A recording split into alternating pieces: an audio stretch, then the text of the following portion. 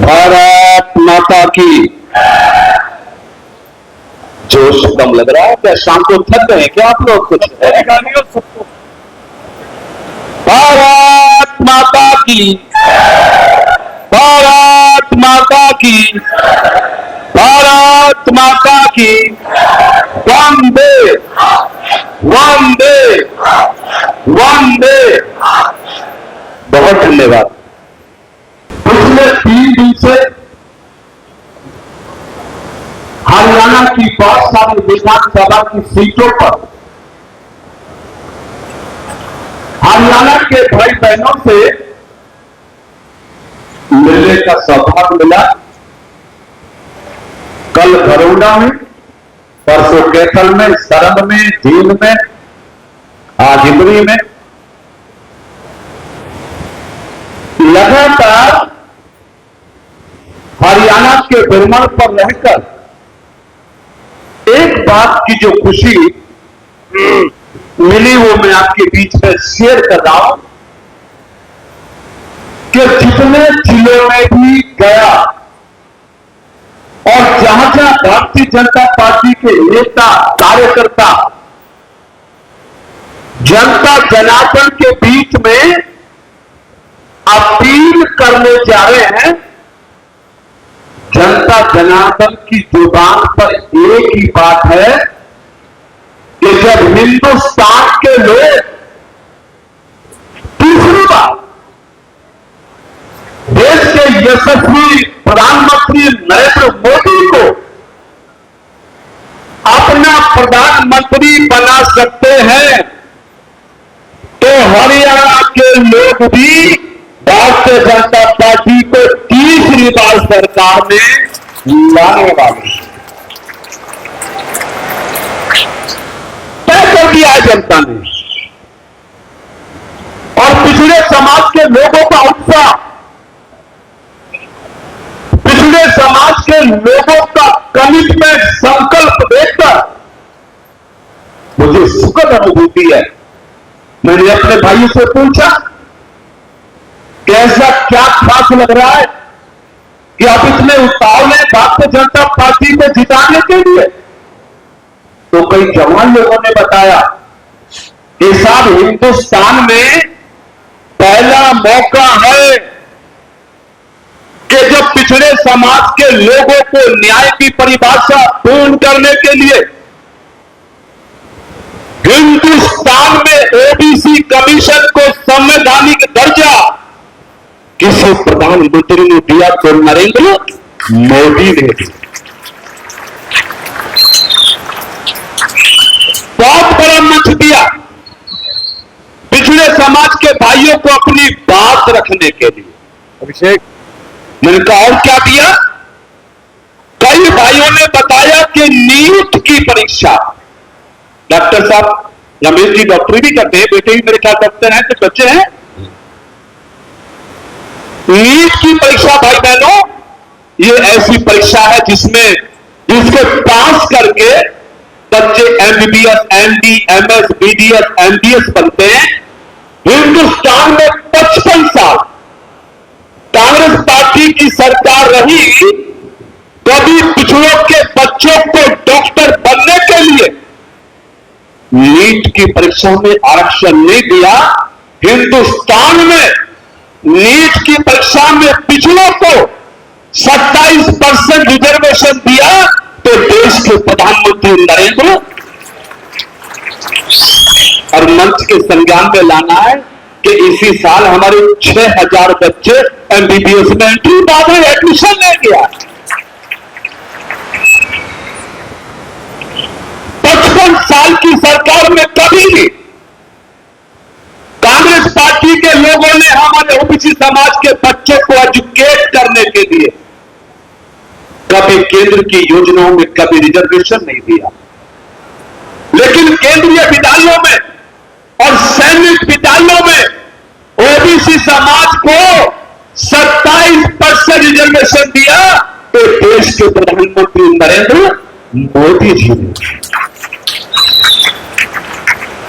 Creamy layer आय सीमा 6 लाख से बढ़ा के 8 लाख की और मोदी जी ने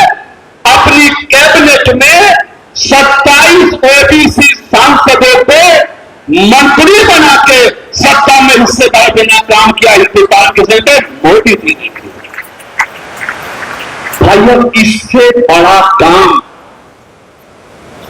हिंदुस्तान में कभी कांग्रेस पार्टी ने नहीं किया। संवैधानिक अधिकार की बात हो, शिक्षा में रिजर्वेशन की बात हो, सत्ता में हिस्सेदारी देने की बात हो, देश में इसके लिए पहल की है तो नरेंद्र मोदी जी ने की। भाइयों, और धीरे धीरे हमारा हरियाणा, श्री नायब सिंह सैनी जी हमारे मुख्यमंत्री हैं, हमारे पुराने मित्र हैं, हम साथ में मेंबर पार्लियामेंट रहे हैं। उनका व्यक्तित्व, उनकी शैली, उनका स्वभाव, काम करने का उनका तरीका, जितने भी हरियाणा के लोगों से मिले हैं, सबने एक ही बात कही, ऐसा नायक सैनी से बेहतरीन मुख्यमंत्री हरियाणा में कभी हुआ ही नहीं है। जिन्होंने मुख्यमंत्री बनने के बाद हिंदुस्तान हरियाणा का पहला प्रदेश है। हिंदुस्तान में हरियाणा पहला सूबा है जिस सूबे में आपके मुख्यमंत्री नायब सैनी जी ने किसानों की आमदनी को बढ़ाने के लिए एमएसपी 24 फसलों पर देकर इतिहास लिखने का काम किया। 24 फसलों पर एमएसपी का रेट हिंदुस्तान में किसी प्रदेश में मिल रहा तो वो हरियाणा में मिल रहा। ओबीसी समाज को, एक कैटेगरी के लोगों को 8% रिजर्वेशन निकाय के चुनाव में भाजपा की सरकार ने हरियाणा में मिला। ओबीसी बी कैटेगरी के लोगों को 5% आरक्षण निकाय के चुनाव में हरियाणा में भारतीय जनता पार्टी की सरकार में मिला। और हमारे मुख्यमंत्री जी का संकल्प, महिलाओं को 2100 रुपए प्रति माह पेंशन देने का इरादा मुख्यमंत्री बनने के बाद तय हो गया।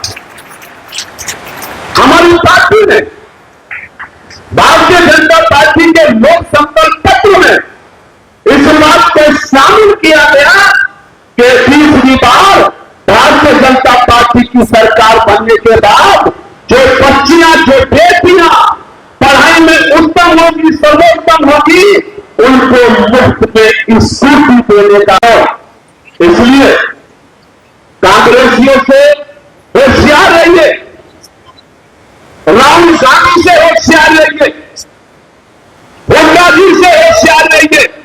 ये कांग्रेस पार्टी के लोग झूठ की मशीन है, भ्रम फैलाने वाले हैं, साजिश करने वाले। आप लोगों ने देखा कि लोकसभा के चुनाव में इंडी गठबंधन के लोगों ने एक साजिश के तहत देश में प्रचार कर दिया कि मोदी जी संविधान बदलना चाहते हैं, मोदी जी आरक्षण खत्म करना चाहते हैं।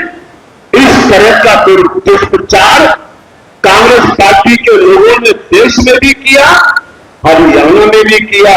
इसका नुकसान हमें हरियाणा में उठाना पड़ा।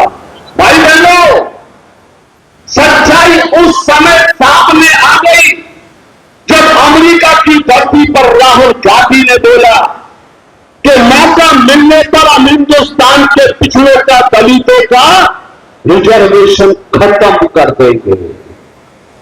हिंदुस्तान में इंडी गठबंधन के लोग प्रधानमंत्री जी पर आरोप लगाते हैं और अमेरिका की धरती पर हमारे आरक्षण को खत्म करने का ऐलान करते हैं। हमने हरियाणा के भाई बहनों के बल पर, आपके आशीर्वाद के बल पर कांग्रेस पार्टी को अपने उत्तर प्रदेश में ललकारा, सब जिलों में धरने किए, प्रदर्शन किए, यूपी गेट पे प्रदर्शन किए और कांग्रेस पार्टी को लोगों को बताया कि जो हाथ हमारे आरक्षण को लूटने के लिए उठाएंगे, ये ओबीसी समाज के लोग उन हाथों को तोड़ने का काम करेंगे अब तुम्हारी साजिश हिंदुस्तान में चलने वाली नहीं है।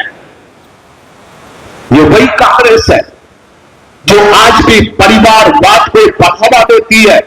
ये वही कांग्रेस है जो आज भी भ्रष्टाचार को बढ़ाने का काम करती है। नेहरू गांधी से शुरू होकर राहुल गांधी तक अभी भी कांग्रेस पार्टी को गांधी परिवार की परिधि में बांध के रखा है। उसी पार्टी को हरियाणा में हुड्डा के परिवार के लोगों ने अपने परिवार की परिधि में बांध के रखा है। हुड्डा जी कह रहे हैं कि मुझे सीएम बनना है, उनका बेटा बोलता तुम बूढ़े हो गए, मुझे बनना है। दलित नेता अपने लिए कहती है, सुरजेवाला अपने लिए कहते हैं, सुनत ना बुलाई जुलाई से लट्ठम लट्ठा। अरे आप तो अपोजिशन में भी नहीं आने वाले सीट से, तो आप सरकार में कैसे आ जाएंगे? भाई बहनों, आपको तय करना कि भारतीय जनता पार्टी ने श्री नायब सिंह सैनी जी को अपना आगामी मुख्यमंत्री घोषित करके हरियाणा की सभी सीटों को जीतने का लक्ष्य लेकर अपनी आवाज, अपनी बात जनता के बीच में रखती है। कांग्रेस पार्टी के लोगों के घरों में तो अभी मुख्यमंत्री बनने का झगड़ा डला हुआ है। कोई किसी गुट का है, कोई दूसरी गुट का है। जो पार्टी अपने परिवार को नहीं संभाल पा रही, वो पार्टी हरियाणा में क्या करेगी आप अच्छे से समझ सकते हो। इसलिए मैं आपके बीच अपील करने आऊं कि बहुत अच्छा मौका हरियाणा के अंदर, तारीख तय है, समय तय है, निशान तय है, प्रत्याशी तय है, मुख्यमंत्री तय है। 5 अक्टूबर तो हम सब हरियाणा के लोग थोड़ा सा कष्ट उठा सके तो जरूर उठाइएगा।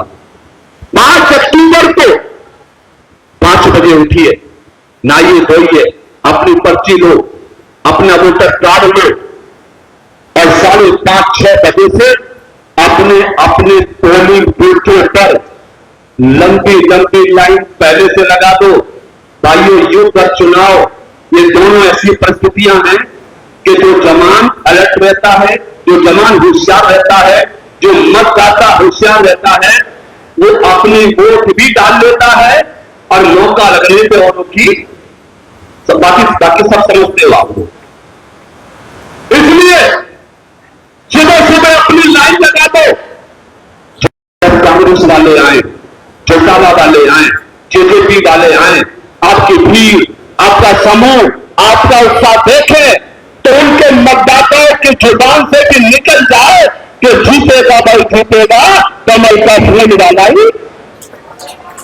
इसलिए भाई बहनों, 5 तारीख को आप सब अपना आधा दिन का व्रत रखे, अपना एक वोट भारतीय जनता पार्टी के चुनाव चिन्ह कमल के सामने का बटन दबाएंगे, भाजपा को जिताएंगे और नायब सैनी जी को फिर से हरियाणा का सीएम बनाएंगे।